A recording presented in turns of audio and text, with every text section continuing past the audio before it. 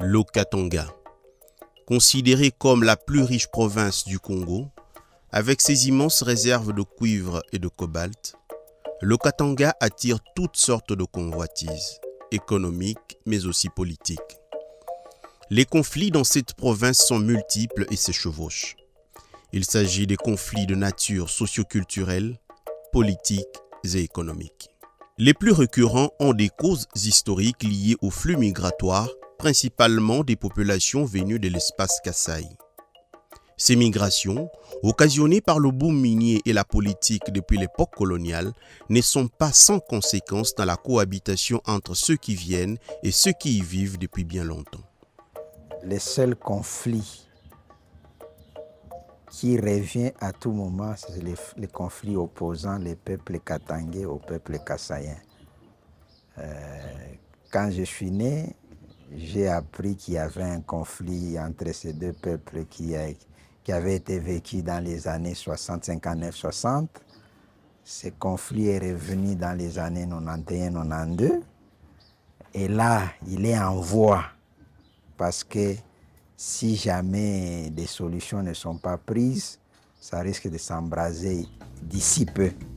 L'antagonisme entre Katangais et Kassaïens remonte à l'époque coloniale et par le passé a suscité des affrontements souvent violents. La période dramatique enregistrée jusqu'à ce jour date des années 1992 et 1993, quand les Kassaïens se sont vus chasser du Katanga. Moi, j'ai vécu les événements de 90-91. Moi-même, je les ai vécus en étant habitant de Kolwezi, du Lualaba. J'ai des larmes aux yeux. Nous avons perdu des amis, nous avons perdu des connaissances qui étaient très proches parce que les conditions n'étaient pas bonnes. C'était toujours le conflit katangais-kassaïen. Ça a déclenché ce mouvement-là de départ de foule des gens, des Kassaïens. Et ces départs-là n'étaient pas organisés. Il y avait des gens qui dormaient dans les gares. Il y avait des gens qui mouraient en cours de route parce que vouloir rentrer chez eux. Or, chez eux, là, il n'y avait pas une préparation, que ce soit psychologique, physique et matérielle, pour les accueillir. À différentes périodes tendues de la vie politique congolaise, le conflit entre Katangais et Kassaïens ressurgit. Depuis quelques mois, il a réapparu principalement sur les réseaux sociaux, mais de manière assez soutenue pour susciter l'inquiétude. Des vidéos y circulent, montrant des migrants kassaïens en route vers le Katanga, un exode économique qui réveille le vieux conflit. La misère et le niveau de pauvreté est un élément très très important et à prendre au sérieux sur ce qui a trait à l'exode rural. Aujourd'hui, nous savons que la MIBA est en faillite. Après plusieurs essais de redressement par les gouvernements, la MIBA est toujours très malade. Et la plupart des jeunes actifs, trouvaient facilement de l'emploi au niveau de cette société. On a négligé le parti à pays au point que tout le monde pense que quand Michel de Kinshasa, la première, il y a Karibu Niwapi, il y a surtout que possibilité moins chère ni train, même motoka. Mais motoka, il y a fait Kinshasa, bien que Kinshasa, il faut avion, tout ça. Et ça fait que on a retrouvé Baming. Au Katanga, il y a tout.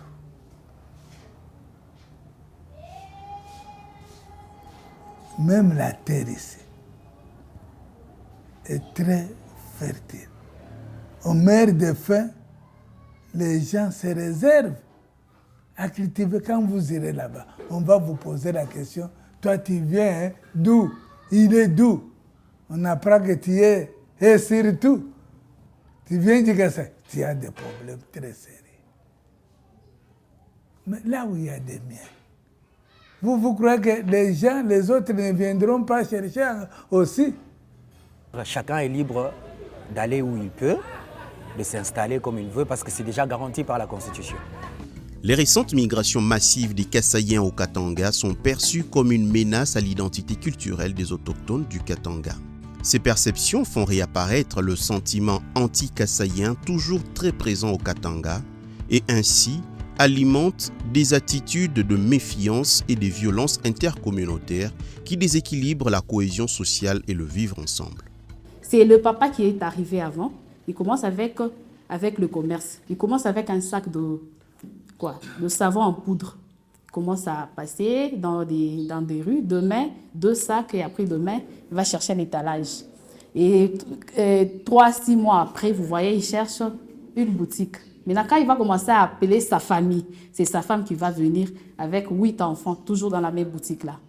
Une famille vient, après une autre, et boum, c'est toute la communauté qui déballe ici. Bungi munapita mumpango, mnaituvenda muna toilette mbili, vous ne savez même plus utiliser douche moya, inakuwa bukonfi busubuhi pa kwenda batoto kwenda kwa masomo pakubwa. Finalement mwingine ana décider kunawia mai inji 5 heures. Bale balipita wanamona, ça posait un sérieux problème. On est dans une parcelle, y a le frère Kassayen qui vient, il habite là avec sa femme. La première des choses que tout le monde remarque, l'homme ne respecte pas sa femme. Il a un langage facile à insulter, à minimiser sa femme. Et cela, ça ne plaise pas aux voisins et les gens. Directement, il y a de critiques. Pengine bibi ule kwa mnyumba ashishikie bwana. Bwana shatamupika.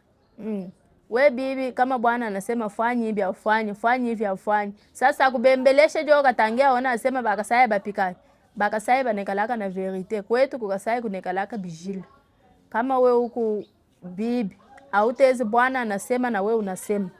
Bwana anafoka na we unafoka hapana.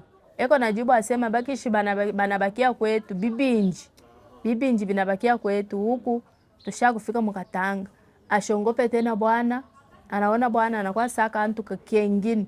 Ndio banaacha comportement ya kwetu banakuwa kubeba ingine. Ndio kukosana kwa bwana na bibi umu mukatanga. C'est la façon de vivre, la manière de s'adapter à ceux-là que vous avez trouvés, qu'on appelle les autochtones. C'est la manière qui ne corrobore pas avec les gens qu'on trouve ici. Donc, leur façon d'agir, on peut insulter quelqu'un facilement. Si les Kassayens sont arrogants, donc c'est comme ça qu'eux aussi ils sont. Donc, ni façon ya boyakuya, c'est comme ça. Les Lubakats que nous disons là, Shinabo banekalaka bichwanguvu sana. Abashikiaki, oui, abashikiaki, ni bantu mama bakichwanguvu. Bon, dites-moi, muntu wa domination na wa kusema sana, na wa kichwanguvu, batapata na je. Muntu yote ashezi kupita mubalabala umu, hivi kuna we huku katange, mimi kukasai. Unapita hivi, nyanze kukuchambula. Takuchambula nini? Kushita hizi kukuchambula. Omwe, kama muntu na mchokozi. Pale wewe unamchokoza deja shini matushi. Wewe unaanza matushi. Kuku mwingine na ye utashikia asema mimi shitezi kuweza unanichambula na mimi nabakia kimya. Ndio banaanza kokotana, banaanza kuchambulana. Le Kassayen, la manière dont le Kassayen se comporte ici et la manière dont le Kassayen se comporte à Kinshasa, moi je peux vous rassurer que c'est très différent. Moi, je suis né, j'ai grandi à Kinshasa, c'est complètement différent. Quand ils viennent ici, ils savent déjà que dans l'histoire là-bas on nous traite mal. Ils savent déjà que là-bas, nous avons été chassés. Là-bas, même si j'essaie de tout donner de moi, fin de fin, on risquera de me chasser. Alors, cette complexe de supériorité, c'est devenu comme étant, directement au deuxième facteur que j'évoque, comme étant leur autodéfense.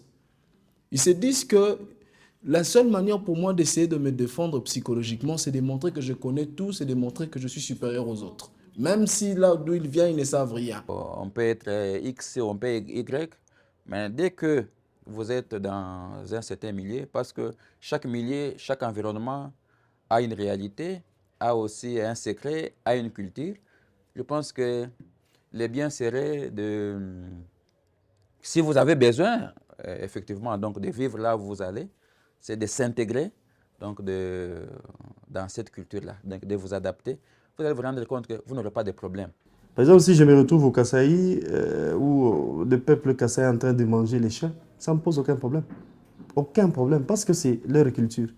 Mais si vous êtes à un endroit où il y a une culture différente de votre, il faut peut-être, si vous voulez manger les chiens, vous vous cachez. C'est peut-être ça. Mais eux, c'est bon, vouloir se taper sur la poitrine, bon, vous t'anipeler kawapi parce que nous avons le pouvoir. Tout ça. Il y a ça qui pose le problème majeur. Les tendances au repli régionaliste et identitaire sous un fond de perception négative sont dominantes et justifient la pérennisation des conflits entre les communautés. Je suis allé à Moussokantanda, je fais encore Mopenda, Mouvunda, les villages aux alentours de la société Kamoa, j'ai trouvé dans ces villages beaucoup de jeunes chômeurs. Et j'ai consulté ces jeunes pour leur dire, mais pourquoi vous n'êtes pas pris chez Kamoa? La réponse était que nos frères Kassaïens, quand ils sont venus, comme on est dans les Sakatangé, avant d'attendre à entendre. Bon, c'est vice-versa. Hein? Comme les Kassaïens, peut-être il y a une personne qui a vu quelque chose et il applique aussi. Quand les gens d'ici, ils sont à la tête, il y a quelqu'un qui veut travailler avec lui. S'il n'est pas, les Kassaïens ne travaillent pas. Les Kassaïens aussi, si vous n'êtes pas Kassaïens, vous ne travaillez pas avec nous. Mais ce qui n'est pas bon. Comme souvent, les politiciens instrumentalisent et manipulent ces tensions communautaires au moment de la conquête ou la conservation du pouvoir politique. Au vu de violences intercommunautaires qu'a connues la province en 1992 et 1993, la situation politique actuelle n'en est pas moins inquiétante. Tout tourne autour des élections. C'est pourquoi je dis que nous entrons dans une phase critique. Oui, mais en 1991-92, c'est-à-dire cela s'était aggravé par rapport toujours aux motifs politiques. Le positionnement des postes, c'est à ce niveau-là que même si vous voyez pendant cette période, les gens commencent à se positionner, et nous risquons encore de retomber dans cette histoire-là. Si vous voyez même les tensions, c'est entre aussi les deux partis politiques, l'IDPS et UNAFEC. Là, on voit tout de suite que l'IDPS c'est pour les Kassaïens, UNAFEC c'est pour les Katangais. Les politiciens utilisent toujours des langages à détruire d'autres personnes. Mais maintenant, il y a le problème. La loi Tchane n'engage pas tous les Kassaïens. Et Moïse Katumbi n'est pas seulement soutenu par les Katangais, même les Gélés. Il y a toujours même des Kassaïens qui sont derrière Katumbi. Mais ça devient un problème de la communauté commun. Il existe tout de même des relations de sociabilité et de collaboration entre autochtones et allochtones, malgré les méfiances et stéréotypes. La conflictualité permanente n'est pas soutenue par toute la population. Vous savez, il y a toujours un principe qui dit « le premier de tes frères, c'est ton voisin ». C'est ce principe-là qui règne et que les gens essaient un peu de se supporter. Nous tous, nous sommes dans des quartiers où il y a un voisin de telle communauté, mais on essaie un peu de se supporter pour vivre ensemble. On ne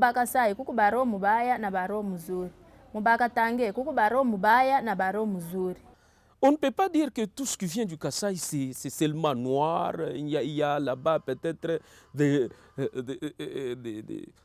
gens qui ne sont pas hommes. Non! C'est-à-dire quoi? Nous disons il y a des bonnes choses, des bons côtés aussi qu'on peut promouvoir. Dans un tel contexte, il est crucial de briser ces perceptions et de lancer des politiques de création d'emplois accessibles à toutes les communautés. Il importe également de bâtir la paix sur les différences. Nous devons privilégier le dialogue parce que c'est dans le dialogue où on peut facilement trouver un terrain d'entente. Ça demande la tolérance. Il faut que nos frères Katangais puissent comprendre que ces gens, on n'a pas la même culture, il faut les tolérer aussi. Et le Kassaïen aussi doit faire tout pour s'intégrer, pour s'adhérer, pour être accepté. À toutes les associations, nous leur demandons de mettre l'amour dans l'avant-plan et se tolérer mutuellement. C'est ce que je vois comme une très grande recommandation, c'est tolérer.